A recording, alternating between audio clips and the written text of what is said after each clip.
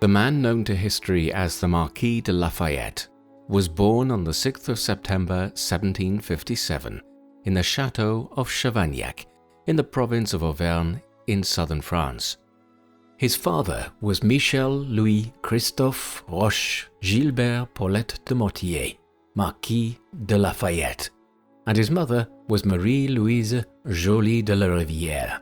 Lafayette's full name was Marie-Joseph Paul-Yves Roche Gilbert de Mortier de Lafayette, though to his close family members he was known simply as Gilbert. He came of age and made his mark on the world during the Age of Revolutions, a period of time between the 1770s and the mid-1800s, in which multiple revolutions, including the American, French, and Haitian revolutions, rocked the globe and transformed the way in which humans lived and interacted with each other. It was indeed a world turned upside down. Lafayette played a direct role in two of these revolutions, the American and the French, becoming a national hero in both the United States and France. Whether it was on the battlefield or in the stateroom, Lafayette was a man destined to transform history. Lafayette's parents were from the lower nobility. Their family and region were poor and underdeveloped, though family legends told of their ancestors' greatness and valor on the field of battle. Lafayette's father was a grenadier. The grenadiers were special soldiers recruited for their strength and talent. Previous generations were those that would throw crude grenades into enemy fortifications, though the practice was already dying out by the 1750s when Michel was at war. Michel was a colonel in the Royal Army and was sent at the time of Lafayette's birth to fight in what is now Germany. In the mid-1700s, the territories of modern Germany were a loose collection of states and provinces. They also were the site of countless battles and wars as various empires fought to control the valuable resources of the region. Michel likely learned through letter of the birth of his son, a cause for celebration in a society that placed the entire family fortunes on the eldest living male relative. Michel perhaps felt elation, knowing that now his family estate was secured for future generations. Michel was part of the French army under the command of Louis de Contades, the Marshal of France, that was gaining more and more territory in Germany during the 7 Years' War, a major worldwide conflict that pitted France against Great Britain and her German allies. The French had successfully captured the fortress of Minden, and thinking that they had their enemies defeated, marched to finish them off. The battle was a disaster for the French, their cavalry unable to crush the British infantry line.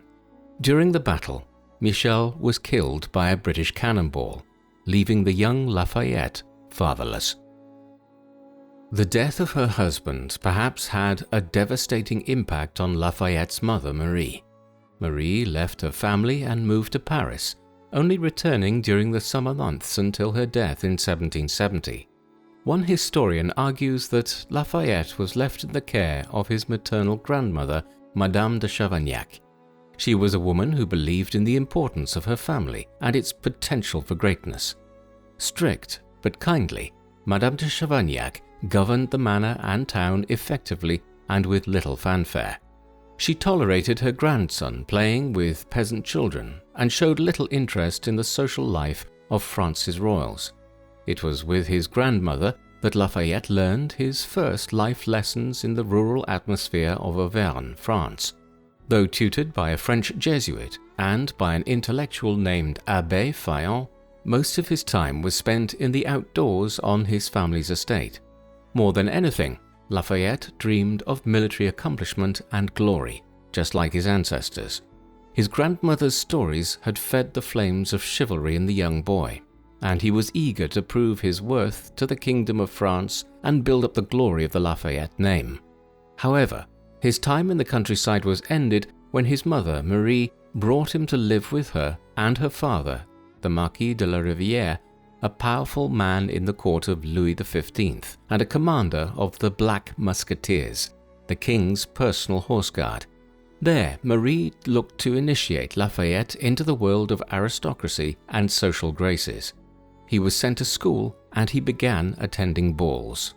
Almost 2 years after his arrival in Paris, Lafayette's mother died of a fatal illness on April the 3rd, soon to be followed by her father, the Marquis de la Rivière, on April the 24th, 1770. Lafayette was now an orphan at the age of 13 and left with a tremendous fortune of 120,000 livres, making him one of the richest people in France. Devastated, the young Lafayette now had to depend on outside counselors for help navigating the swamp of royal politics. After the death of his mother and grandfather, Lafayette faced a choice: to return to the family manor or to continue his education. The ambitious young man chose to remain in Paris, continuing his studies and beginning training as a king's musketeer, although his summers were spent at Chavagnac. Lafayette was determined to rise in France and was already making great strides to do so. Social climbing in France almost always required marriage. Marriage in elite circles was for the purpose of building up family connections, titles, and wealth. One of the first families to begin vying for the young Lafayette was the Duke of Dayan, Jean-Paul François de Noailly, a powerful family in the French aristocracy and well connected to the royal family, who invited Lafayette to get to know the family, and in particular their second daughter, Adrienne. The match made perfect sense to Lafayette, and to the joy of both families, Lafayette married Adrienne on April the 11th, 1774. Lafayette was 16 years old. His bride, Adrienne, was 14. Though begun as a marriage of convenience, love developed between the two as they grew together, and as Lafayette advanced in the world. Adrienne became a strong advocate for Lafayette and tirelessly supported her husband in his many ventures. She also reared their children, while Lafayette played the role of an absentee father. The marriage also provided Lafayette with political capital and a way to rise through the French military. His father-in-law placed him in the Noailly Dragoons, a prestigious military group, perfect for an ambitious young Frenchman wishing to make a name for himself. However, for the next 2 years, Lafayette first and foremost sought to prove himself as an elite gentleman of the French court, attempting to master skills such as horsemanship, diplomacy, and even, distastefully, the art of taking a mistress. During the years prior to the American Revolution, Lafayette was enveloped in the intrigues of court, seeking to win the affections of Aglaé Dunostein, a woman known for her charm and prestigious connections. He failed miserably, though succeeding perhaps in wounding the heart of his devoted and faithful young wife. Though his father-in-law himself played similar court games as his son-in-law, Noailly wanted to drill some discipline into what he perceived to be a reckless youth. Thus, in 1776, Lafayette found himself in the town of Metz, a city in northeast France. It was here that Lafayette began hearing about a distant conflict in America between Britain and her colonies. Lafayette, eager to enact revenge on the people who killed his father, was immediately intrigued. Lafayette began studying everything he could about America. A 19-year-old gifted with an active mind and willingness to learn, Lafayette was initiated into the Freemasons, a covert fraternity which at the time espoused chivalric ideals. There he came into greater contact with other sympathizers of the American revolutionaries. Seeking his father-in-law's help in aiding the Americans, Lafayette was instead counseled to wait and let men of lesser fortunes risk it on the Americans. Lafayette, whose bitterness towards the British and acceptance of Enlightenment philosophies of liberty and natural law was undeterred. He, along with hundreds of other adventurous young European soldiers, believed that America was a backwater that needed professional help. King Louis XVI forbade Lafayette and his co-conspirators to go to America, fearing that any premature interference would result in failure for France. However, not even the king's command could stop the idealistic and headstrong youth. In the summer of 1776, just as the American Continental Congress was debating and declaring independence, Lafayette was meeting with Silas Deane, the American ambassador to France. Lafayette argued that he was prepared to help the Americans, even willing to risk his vast fortune in order to come to their aid. To the American delegate, Lafayette's offer was too good to turn down, and the young Frenchman was given a generalship in the Continental Army. Enthused, Lafayette plotted his trip to America, along with a few fellow French officers. Lafayette purchased a ship named Victoire and began outfitting the vessel. While his ship was preparing itself, Lafayette traveled to London to visit Adrienne's uncle, the Marquis de Noailles, who was then ambassador to Great Britain. Visiting various political figures, including George III, the King of Great Britain, Lafayette dazzled everyone he met with his personality and wit. Little could any of the British elites he met with have imagined that the young Frenchman would soon be leading American colonists against British forces. From London, Lafayette wrote to his father-in-law, who, though supportive of the Americans, saw Lafayette's defiance of the king as foolhardy. Adding to the complexity, Adrienne was pregnant with Lafayette's second child. Noailles was furious and acted instantly to stop his son-in-law, even asking some officials to place the young man in the Bastille, the famous French prison in Paris, till Lafayette had cooled off. Undeterred, Lafayette directed his ship to the Spanish port of Los Pasajes and entered Spain in 1777, disguised as a courier. Despite further threats from the king and other nobles, Lafayette was determined to earn glory in America and return to France a hero. From May to June of 1777, Lafayette's ship made its way across the Atlantic, hoping to avoid both British military vessels and French ships. Throughout the trip, Lafayette wrote letters to his wife, informing her of the adventures he was having, never thinking much of how his disappearance could have impacted on his young pregnant wife. Lafayette instead focused on his excitement at coming to America, at becoming an American, and fighting for a cause worth dying for. Lafayette stated in one letter that the happiness of America is intimately connected with the happiness of all mankind. She will become the safe and respected asylum of virtue, integrity, toleration, equality, and tranquil happiness. Her happiness and my glory are my only incentives to the task of fighting for America. He landed in South Carolina on June the 15th, 1777, and it was here that Lafayette met his first Americans, enslaved African Americans working on gathering oysters. Lafayette would later become a powerful anti-slavery advocate, working constantly to convince his mentor and friend George Washington to help kill off the practice. However, at that precise moment, he had other matters on his mind, such as fighting and winning a revolution. Upon entering Charleston, Lafayette was warmly welcomed, he and his friends becoming instant celebrities in the small city. After having joined in the welcome festivities, Lafayette donated a substantial sum of money to aid the local patriots before buying a carriage for himself and his companions. But almost as soon as he had landed, he was off again. The restless and glory-driven heart of the young nobleman had no time to wait. He needed to get to the camp of General George Washington and to his new life as an American soldier.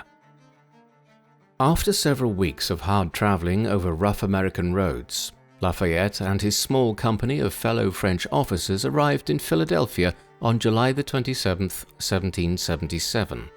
Philadelphia was then the capital of the fledgling United States and was the largest and most economically important city in America at the time. Founded in 1682 by members of the Religious Society of Friends, more commonly known as the Quakers, the city had around 40,000 residents, making it smaller than London by roughly 700,000 people and around 500,000 less than Paris. However, despite its relatively small size, the city was well laid out and orderly, the founders of Philadelphia having used a grid pattern for the city design. Lafayette would have noticed the diversity of the city as well, with English and German settlers, both free and enslaved African Americans, and many others crowding the streets as his carriage made its way toward the home of the Massachusetts statesman John Hancock, who had helped lead the colonies towards rebellion and subsequently outright revolution. Lafayette perhaps expected to be received as a hero, but instead was afforded a lukewarm reception. From the start of the American Revolution, a flood of European adventurers had crossed the Atlantic to offer their services to the fledgling United States for high pay and high official status. Many of these men claimed higher ranks than they actually were, and the vast majority were completely incompetent.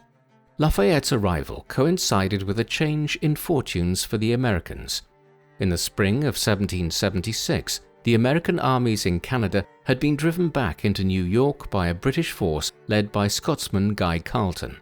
In New York, General William Howe had invaded, bested, and nearly wiped out the American armies commanded by George Washington. Narrowly escaping New York, Washington retreated to defend Philadelphia. Washington's army had won several crucial victories at the battles of Princeton and Trenton, thus buying the American army more time. Despite these victories, the American army was plagued by a lack of funds, food, and supplies. Americans were desperate. Hancock refused to meet Lafayette, his secretary instead sending the Frenchman and his companions to see Robert Morris, the man behind the finances of the Continental Congress. Morris likewise was dismissive and suggested that Lafayette instead confer with James Lovell, who served on the Congressional Committee of Foreign Correspondence. Meeting Lovell at the Pennsylvania State House, Lafayette was likely shocked to hear that his services would not be needed and that the promised rank of general in the American army was not to be his. Lafayette was devastated. However, Lovell, after reviewing letters from Benjamin Franklin and Silas Deane regarding Lafayette, sought out the young Frenchman and apologized for his initial hostility. Lafayette in turn expressed his willingness to serve as a simple soldier, if it meant that he could fight in the cause of freedom. Lovell was excited and intrigued by the young Frenchman, who appeared to want nothing more than to fight for his adopted country. Lovell brought Lafayette before Congress, who awarded him the status of a Major General. However, he was not to command any units and was instead to be a visitor and advisor to the American commanders already in the field. In essence, his position was honorary. Congress, eager to move to the next problem, turned the matter over to George Washington. Lafayette had his first chance of meeting the American leader on August 1, 1777 at the City Tavern in Philadelphia. There, Lafayette mingled with other American officers and elites and was able to introduce himself to the commander. The meeting was quite successful, as Lafayette was able to impress the older Virginian planter with his sincerity and devotion to the American cause. Washington invited Lafayette to join him on an inspection of American forts along the Delaware River, a sign of acceptance by the American commander. During the inspection, Lafayette became better acquainted with the American military structure, its leading men, and the soldiers themselves. His enthusiasm earned the friendship of men such as Horatio Gates, Henry Knox, and Nathaniel Greene, all men who played a critical role in the American military. After a month of interacting with the American army stationed at Philadelphia, Lafayette had his first opportunity to prove his worth as the American forces launched an attack on the British gathering near Brandywine Creek, just a few miles distant from the American capital. Leading a group of several hundred men, Lafayette enthusiastically led his men into battle. Cannon fire, musket fire, and the shouts and screams of battle echoed across the battlefield. In the midst of the fray, Lafayette was struck by a bullet in the leg, causing him to fall from his horse. Undeterred, Lafayette continued to command until the bleeding became so intense that he was forced from the front lines. Lafayette was treated by Washington's personal doctor as the American forces retreated after having been nearly encircled by the larger British force. Having barely turned 20, Lafayette lay wounded and was evacuated to the nearby city of Bristol. There, the young Frenchman was visited by Henry Lawrence, the President of the United States Congress, who took a personal interest in the young general and took him to a different hospital away from the conflict. Lafayette waited there for 2 months, missing the Battle of Germantown, a battle in which the Americans nearly won the day, if it had not been for a few devastating mistakes made by the inexperienced forces.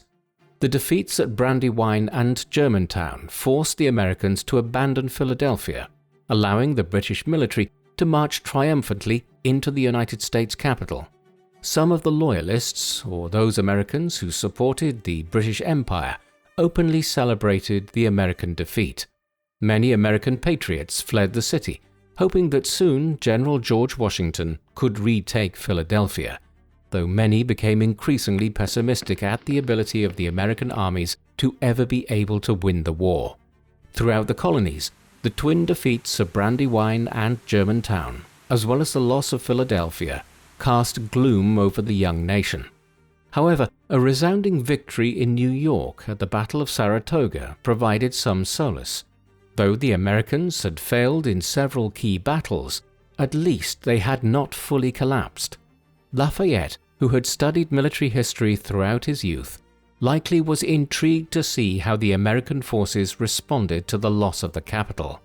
While some men did desert the army, several thousand American soldiers marched towards a winter encampment at a place 25 miles northwest of Philadelphia, called Valley Forge. Lafayette recovered quickly from his leg wound and then rode to the American encampment at Valley Forge. Though the winter was not as devastating as some historians have portrayed, the cold and snow, combined with the lack of supplies and meager rations, made for a particularly difficult few months. Across the small valley, soldiers constructed wood huts to shelter them from the winter cold. Many soldiers decided that winter that freedom was not worth the price of their lives.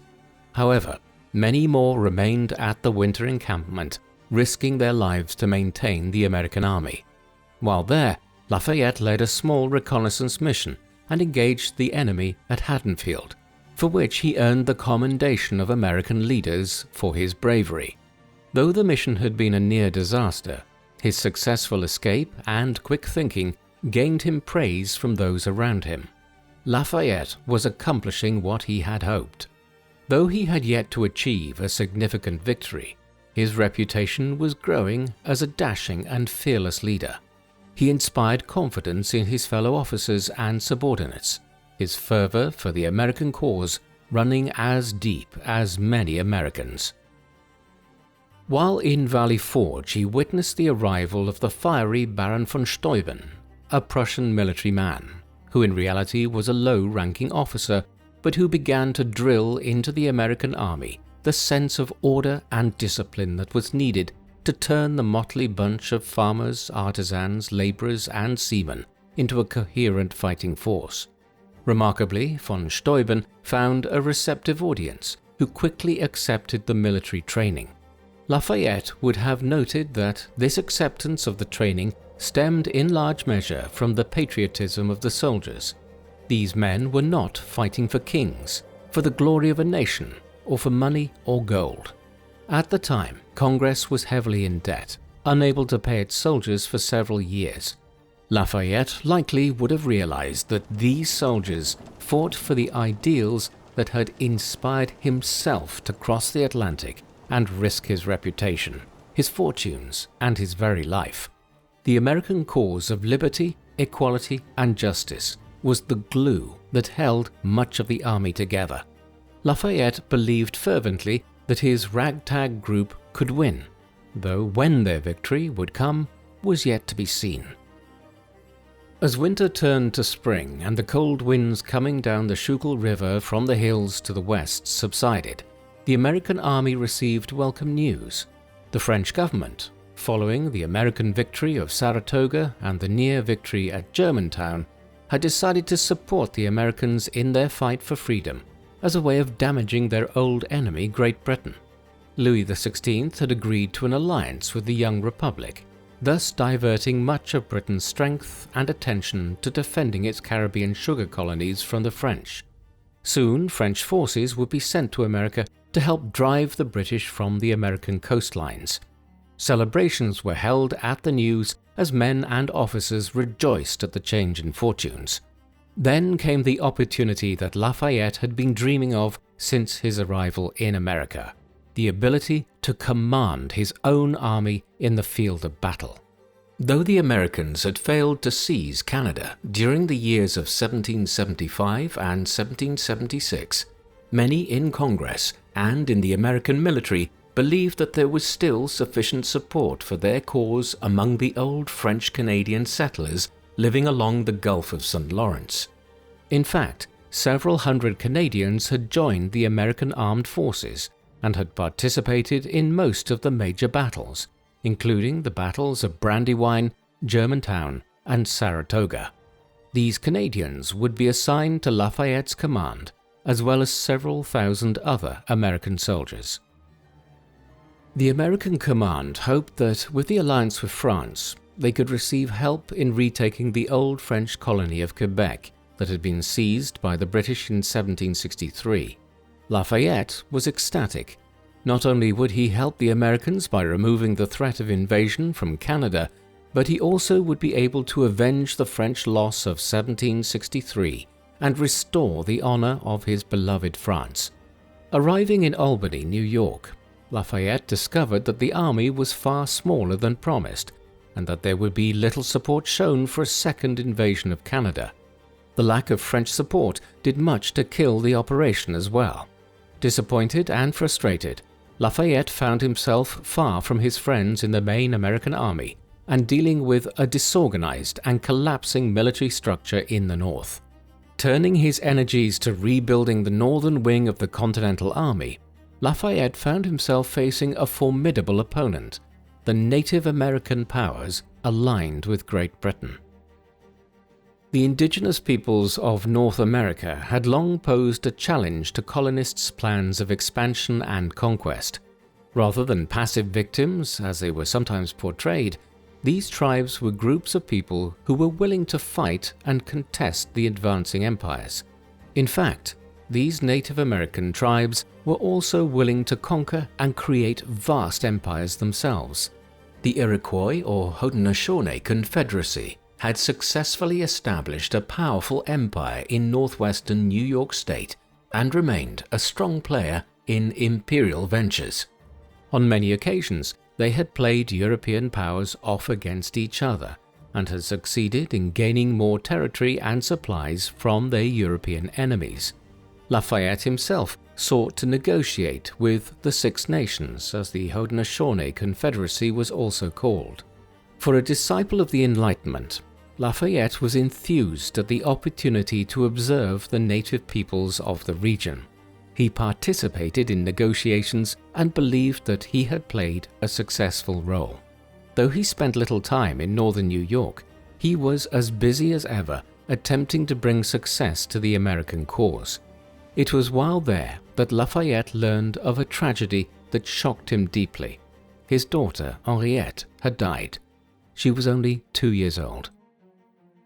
Lafayette soon returned to Washington's camp and was nearly captured at the small battle of Barron Hill outside of Philadelphia. In May of 1778, Lafayette led several thousand men almost into a trap, narrowly escaping once again. Luck seemed to constantly be on the young man's side. Lafayette was also present as a massive French fleet arrived to aid the Americans in July of 1778. However, the French commanders were timid and worried about the possibility of severe losses, recalling the brutal defeats at British hands during the 7 Years' War. It was also true that French resources were far more limited than the British Empire's. In order to win, they had to have victories without great expense, and the commander of the fleet, Comte d'Estaing, was unwilling to make any risky move for the Americans. Thankfully, their mere presence on the American coastline was enough to force the new British commander, George Clinton, to decide to evacuate from Philadelphia and retreat towards New York. Seeing an opportunity, Washington's army, which had been training throughout the winter of 1777 and 1778, attacked. Catching the rear of Clinton's army in New Jersey at a place called Monmouth Courthouse, Washington's forces showed that they had transformed themselves from a collection of citizens into an army. Surprised, the British were unable to overwhelm the Americans as in previous battles. While the battle technically was a draw, it was an incredible intellectual victory. Americans had nearly bested one of Europe's strongest empires on the field of battle. Though Lafayette and Washington were disappointed at not having captured the British forces, the battle proved to be a turning point in the war, as Clinton's army hunkered down for a long stay in New York. Meanwhile, the French forces under Comte d'Estaing continued to cause problems in the French and American alliance. The Americans felt that the French military leadership was arrogant and unwilling to work alongside the Americans, in addition to being incompetent. Lafayette worked to calm tensions. However, Americans like Washington believed that in order to succeed, they would need more help than a single French navy that had sailed off towards the Caribbean after a few disappointing months in North America. Approached by Washington and Congress, Lafayette was charged to return to France to help reinvigorate the alliance and see if France could contribute more to the cause. Lafayette set sail from Boston, Massachusetts on January 11, 1779, and arrived in France at Brest on February 6th. A new chapter was beginning as Lafayette began to wield his fame and enthusiasm in the court of Louis XVI. On arrival in France, Lafayette was transported to his father-in-law's home and held in confinement for 10 days, a symbolic punishment for having disobeyed the king's orders when he went to America. However, Louis XVI and the rest of France saw the young man as a hero, and he was celebrated throughout the kingdom. A constant stream of elites to his father-in-law's home illustrated the reality that Lafayette was no longer just a nobleman's son. He was a national celebrity and had all the world at his feet. Lafayette entered into a passionate affair with Aglaé Dunostein, one which provoked endless rounds of gossip in the French capital. Lafayette's wife Adrienne took the betrayal in her stride, giving Lafayette another son in December of 1779 named George Washington Lafayette. Lafayette soaked in the revelry while also continuing to work on persuading the king and his councillors that it would be in France's best interest to send additional support to the Americans. Additional funds were to be sent, along with additional troops. However, Lafayette, much to his disappointment, was not to be in charge of the expedition, the command instead going to Jean-Baptiste Donatien de Vimeur, Comte de Rochambeau. Known in America simply as Rochambeau, Jean-Baptiste was born in Vendôme, France in 1725. He began his military career at the age of 15 and fought in the War of Austrian Succession, a European-wide war fought over whether Maria Theresa, daughter of the Holy Roman Emperor Charles VI, could succeed her father as heir to the Austrian throne. The war lasted 8 years, from 1740 to 1748, and involved most of the major nations of Europe, including France, Great Britain, Sweden, the Netherlands, the Holy Roman Empire, Prussia, and Russia. During this war, Rochambeau was tutored by various prominent generals as an aide-de-camp. During the subsequent 7 Years' War, which occurred from 1756 through 1763, he not only advanced to become a general, but also gained experience fighting in the Americas. Lafayette accepted the appointment and was soon back sailing towards America, leaving France on March 9, 1780. What mattered was that the Americans succeeded, and victory should come to what Lafayette considered the brightest beacon of freedom in the world. Back in America, Lafayette was once again under the American command. Welcomed back by Washington, Lafayette served as an intermediary between the newly arrived French forces stationed in Newport, Rhode Island, and the Americans. During Lafayette's absence, the war had shifted south to the southern colonies of Georgia and South Carolina. Led by Lord Cornwallis, British forces had captured the majority of the population centers in the two states. Only through a long, protracted guerrilla warfare campaign were the two states able to maintain some American control.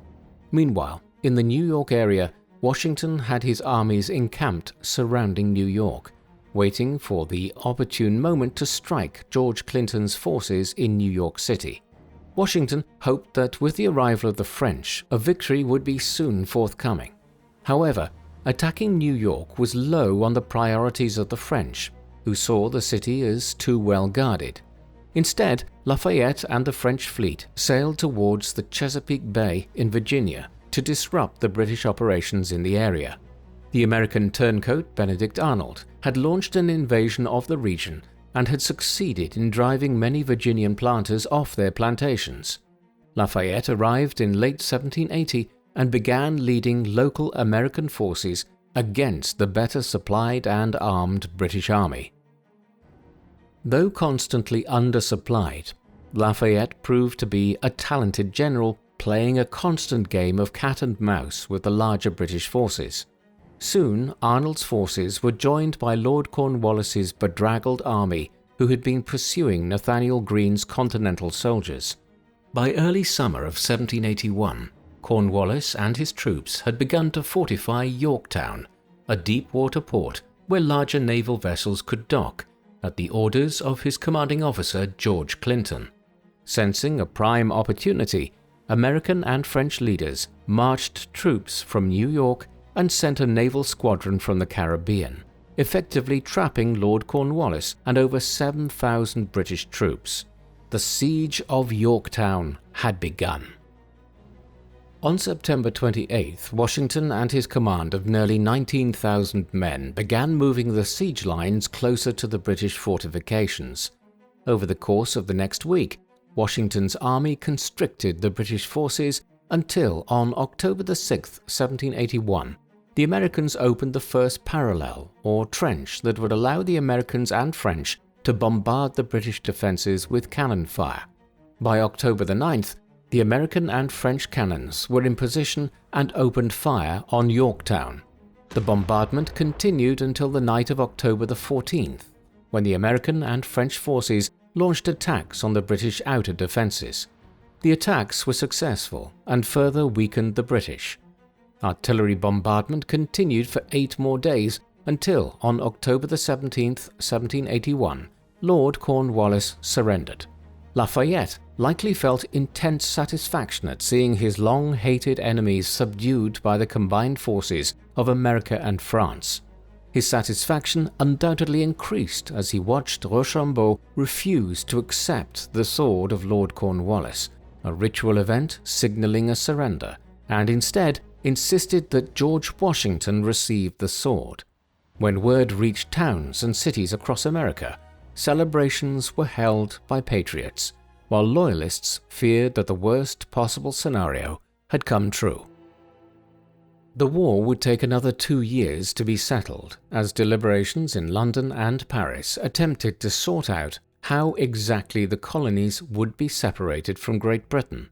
Lafayette had returned to France in 1782 in order to aid the American delegates there.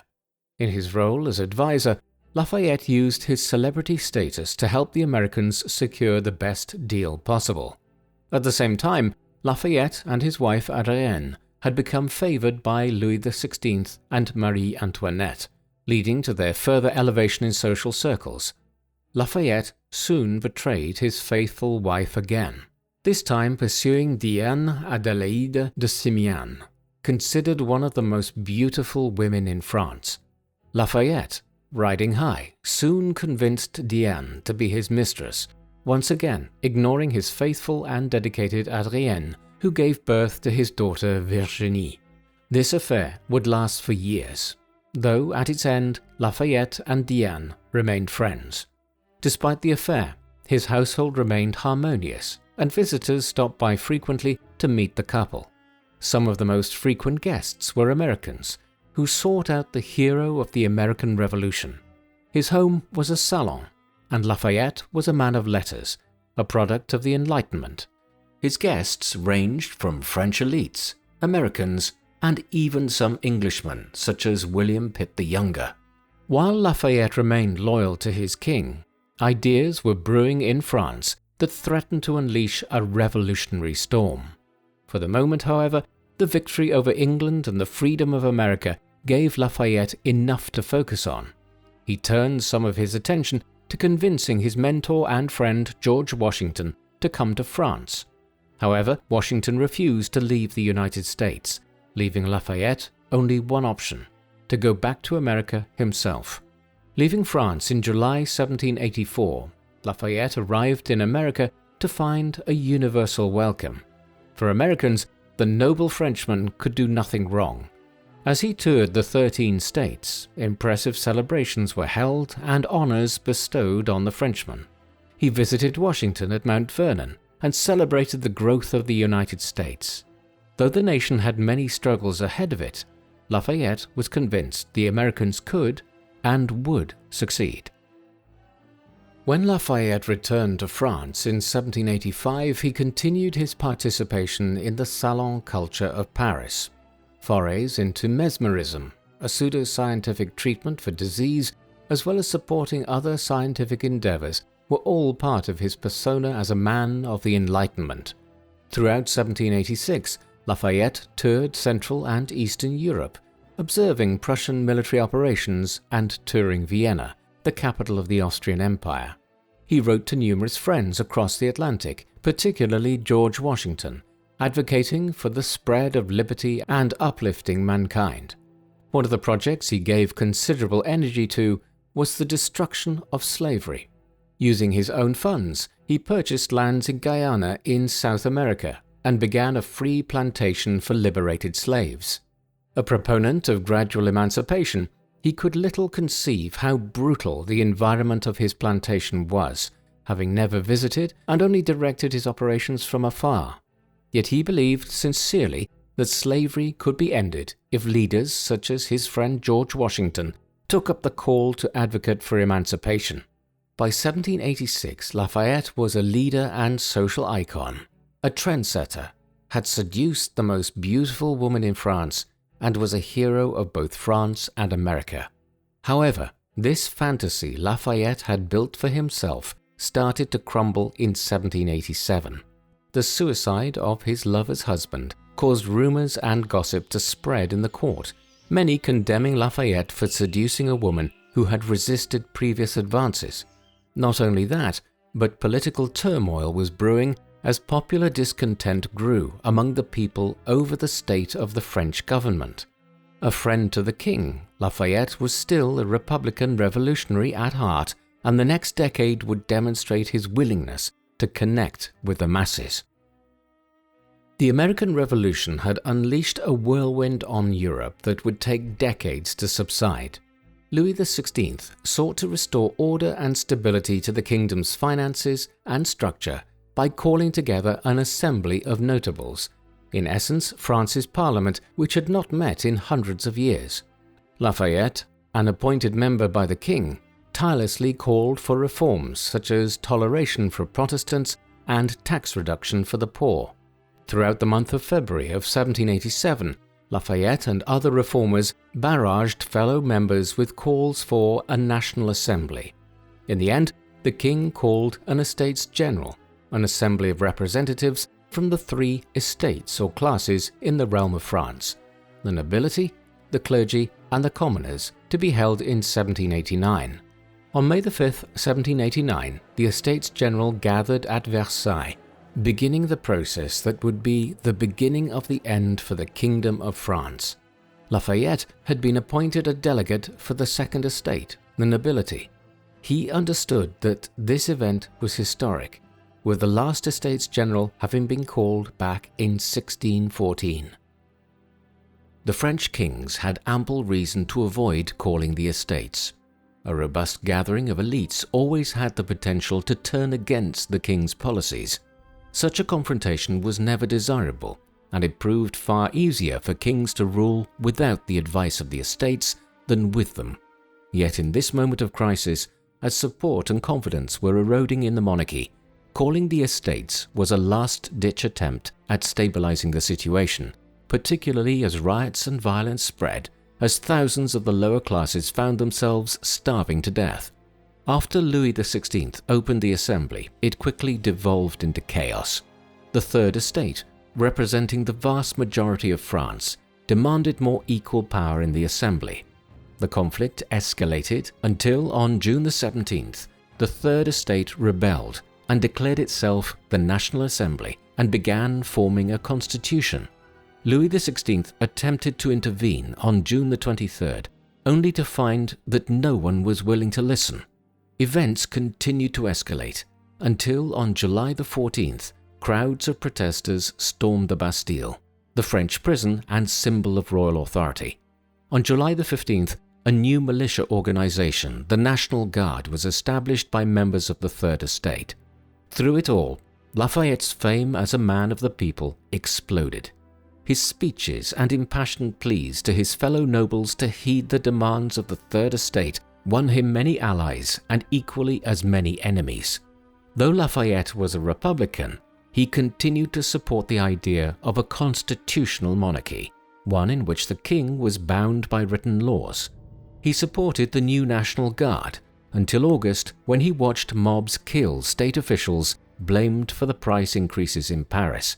His attempted resignation was stalled by his officers, who convinced the national hero to remain. Lafayette found himself caught between two conflicting worlds, the world supported by the aristocrats and monarchy, and that of the Assembly. Lafayette would try to bridge the two worlds in ways that would satisfy neither faction. After a summer of tensions, Lafayette found himself facing another potential crisis: diminishing supplies of bread in Paris, as well as the refusal of the king to go along with the Assembly's reforms, helped fuel a mass demonstration from the poor women of Paris. On October 5, 1789, a massive crowd of women marched towards Versailles, demanding the royal family accept the Assembly's reforms and come to Paris. Lafayette and his men arrived too late to stop the women's march, but decided to follow the proceedings, perhaps as an effort to maintain order. The king received delegates of the mob, in which he promised to send flour supplies to Paris. However, the gathering insisted that the king and his family return to Paris to be with the people. The next day, in the early morning hours, violence broke out as crowds flocked to Versailles and some of the mob attacked members of the royal bodyguard. Lafayette worked furiously to calm tensions, to little avail. Lafayette suggested that the king follow the mob and return to Paris to calm tensions. Trusting Lafayette, the king agreed. One moment that riveted the crowd was when Lafayette brought Marie Antoinette to a balcony at the request of the mob. There, he kissed the queen's hand in a gesture of respect and loyalty. The crowd responded enthusiastically, seeing their hero accepting the queen. Though the mob remained on the verge of greater violence, Lafayette seemed to have a calming influence. The king and queen left for Paris on October the 7th, acceding to the crowd and setting the stage for the collapse of the French monarchy. Over the next year, tensions did not subside, but efforts were made to reorganize France's monarchy. On July the 14th, 1790, the king accepted the national constitution and the Assembly, a moment which led to mass rejoicing and celebration. Lafayette himself was ecstatic. While Lafayette's popularity was at its highest, social currents were at work, undercutting the popularity of America's Frenchmen. Among royalists, Lafayette was seen as a traitor, a man who allied far too much with the mobs. Among the crowd, a growing opinion asserted that Lafayette was too much of a royalist and far too attached to the king. Lafayette found it increasingly difficult to secure obedience from his troops, and found himself further alienated from the royal family. However, Lafayette, perhaps arrogantly, believed that peace was coming to France, and with it, a better, enlightened government.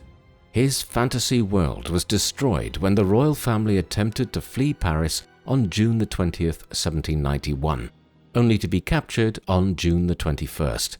Lafayette was distraught. The attempted flight undermined trust in the king among the crowds of poor Parisians, and its failure enraged aristocrats who had been planning a counter-revolution.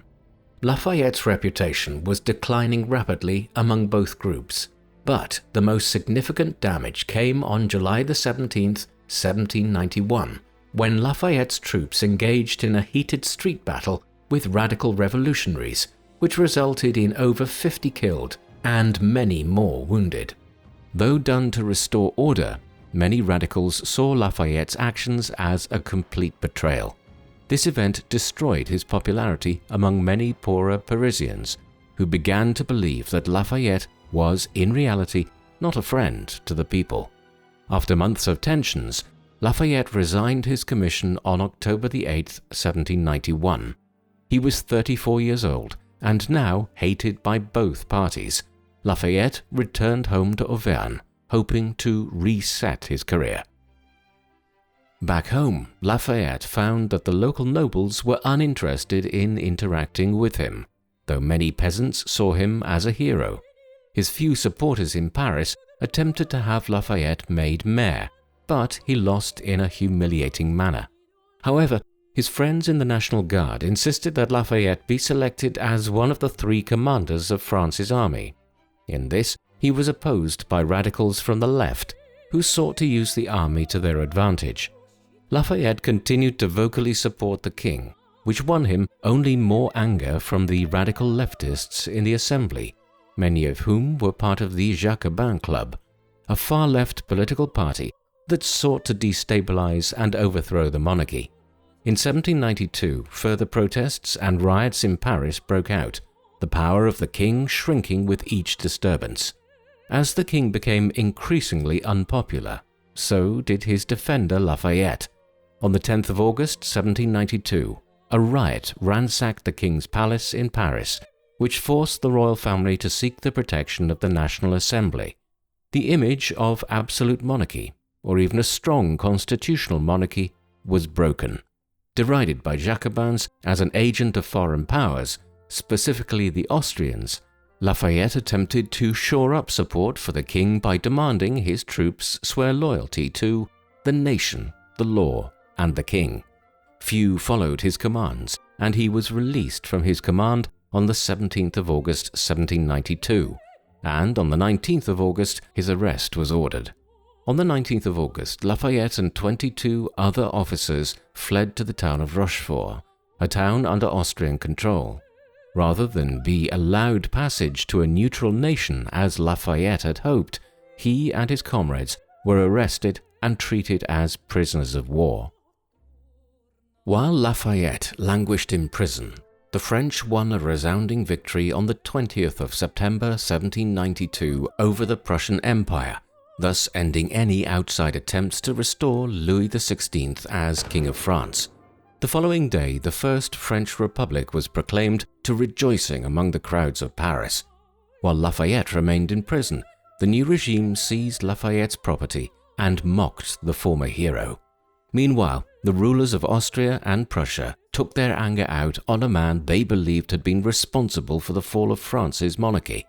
Lafayette was tortured, deprived of air and light, given meager, dirty rations, and subjected to brutal guards. Not only this, but Lafayette learned of the execution of the royal family, the beginning of what became known as the Terror, a brutal period of government-sponsored mass execution of political enemies and the arrest of his wife. He would also learn that many of his wife's family had been murdered by the new republic. After gaining her freedom, Adrienne chose to come to the prison that held Lafayette and suffered with him. It was a brutal period, both for Lafayette and the French people. Many of his former friends, his enemies and compatriots, were victims of the guillotine. After 4 years languishing in jail, George Washington, now President of the United States, sought to aid his friend.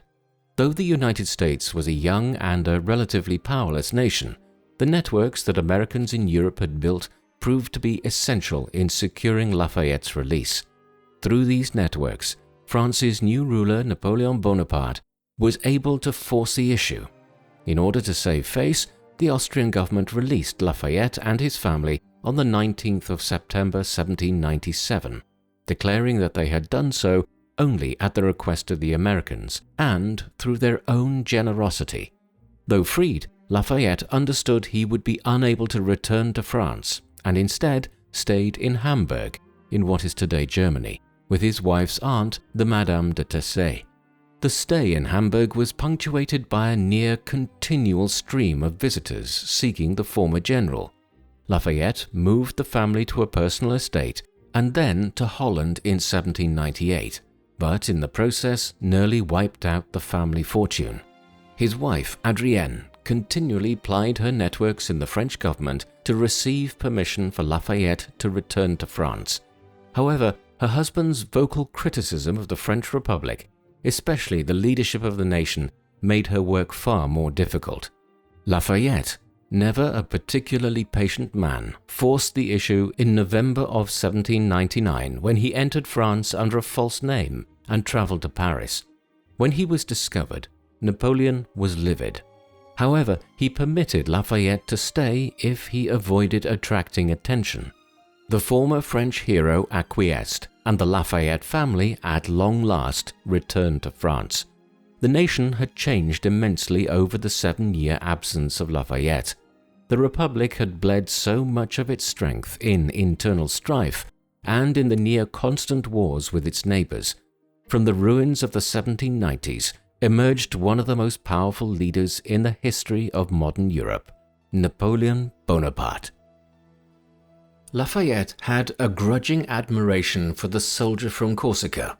Though he disliked his attacks on the liberal order and the distancing of France from the United States, he knew that it was Napoleon who had saved him and his family from a life in an Austrian prison.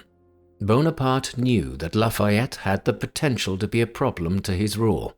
Rather than destroy Lafayette, Bonaparte sought to use him and intertwine him into the web of his followers.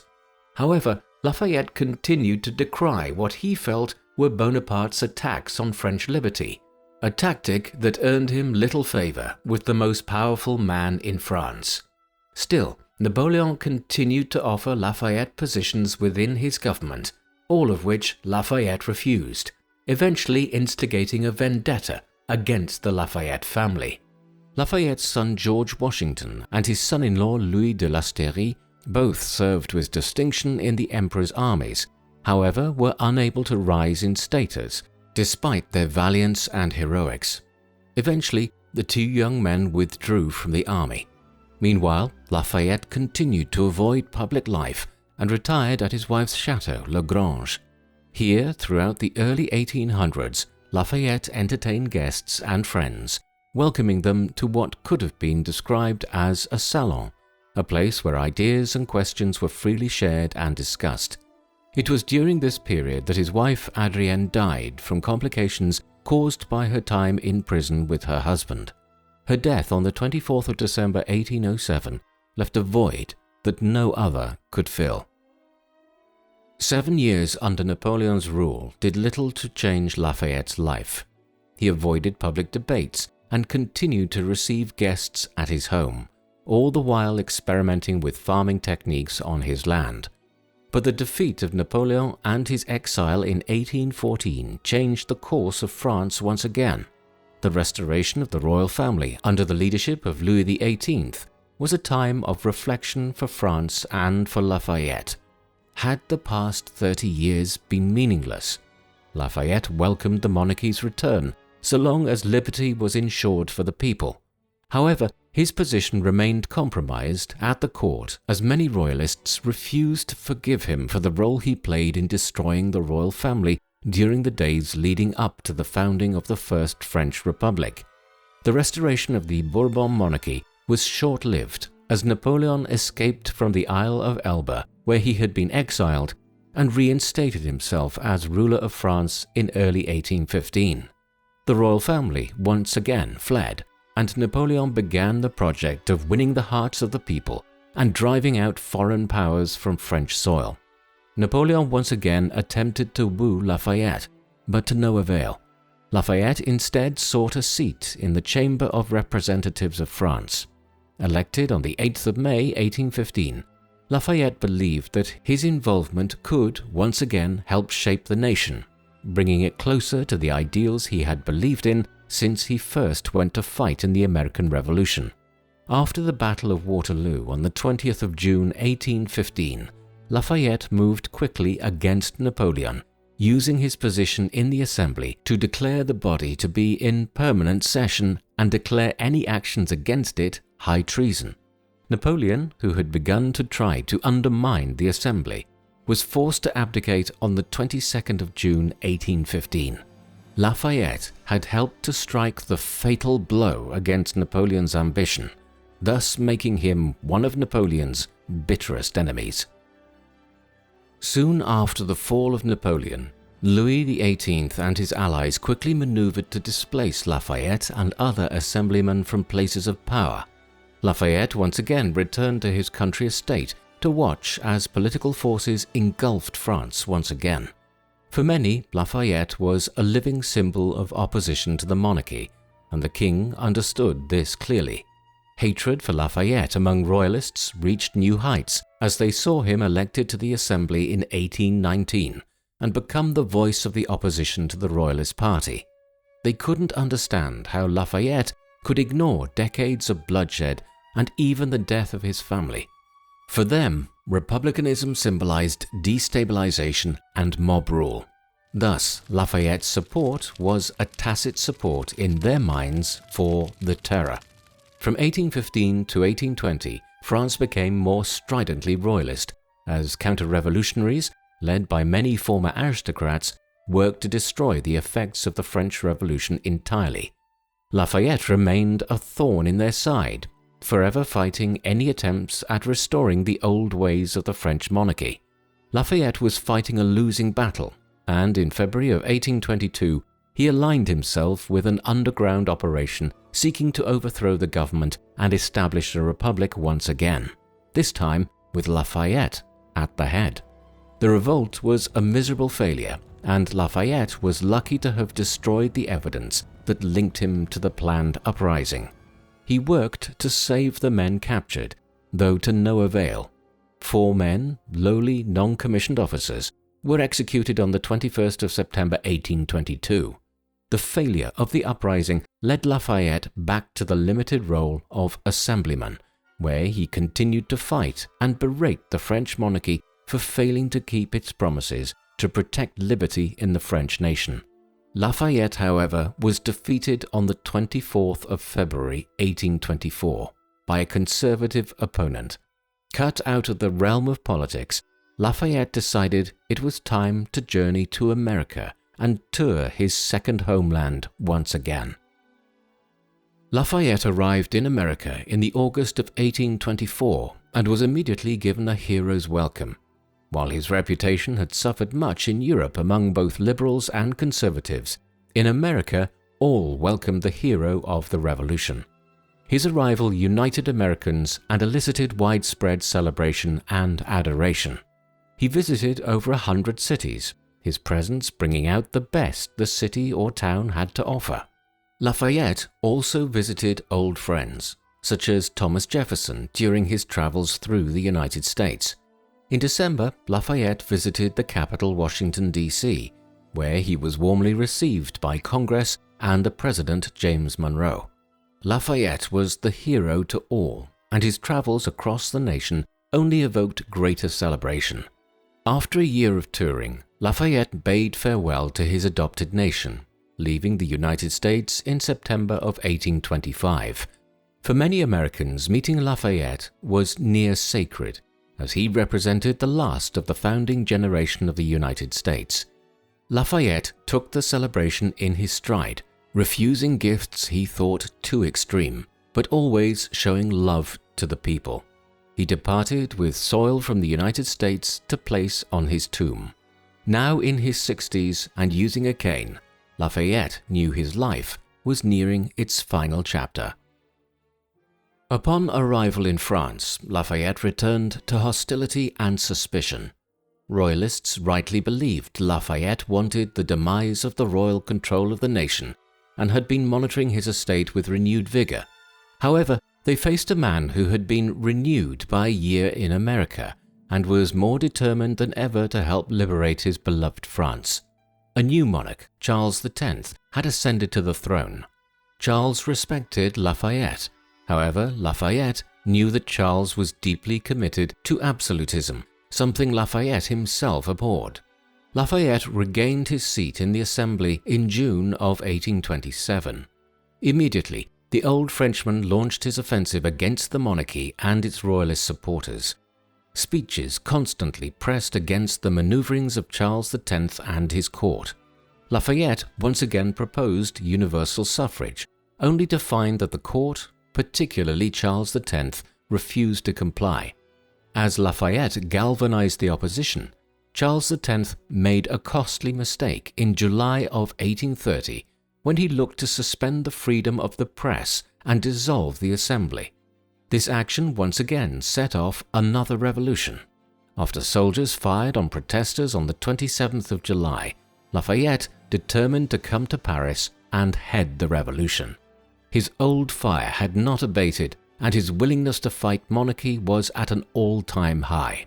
Lafayette was placed at the head of the newly reconstituted National Guard, or the Citizens' Army. At 73, he was willing and ready to fight.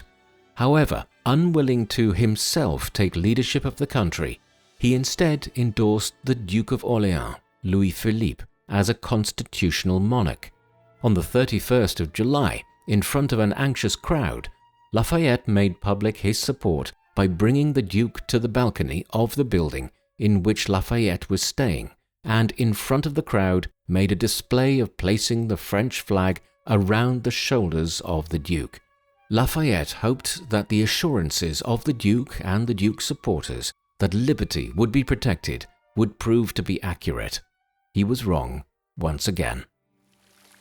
Appointed as the head of the National Guard under Louis-Philippe's regime, Lafayette quickly became a thorn in the side of the new monarch.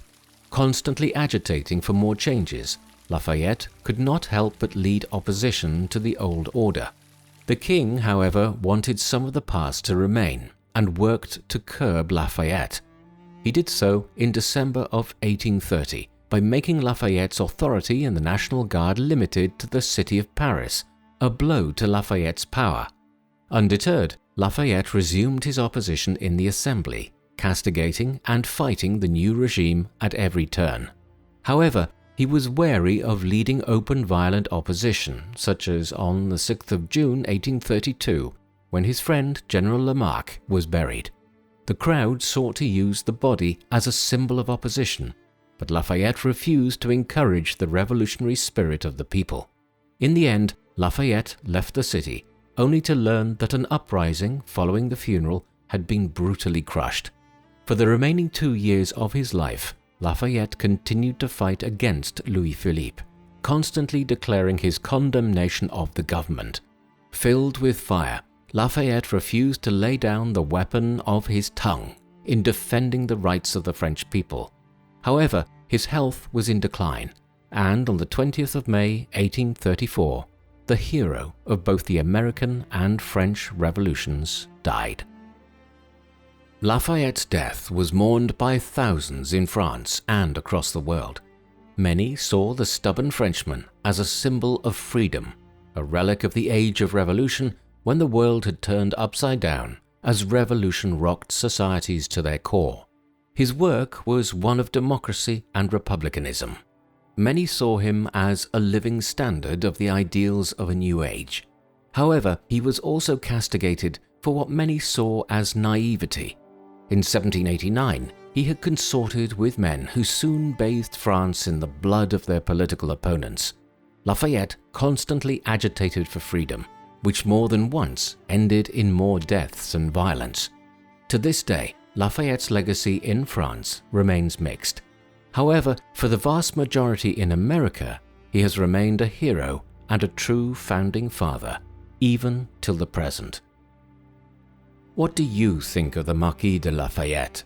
Was he a true hero, or was he actually a man who was naive and obsessed with revolution? Please let us know in the comment section, and in the meantime, thank you very much for watching.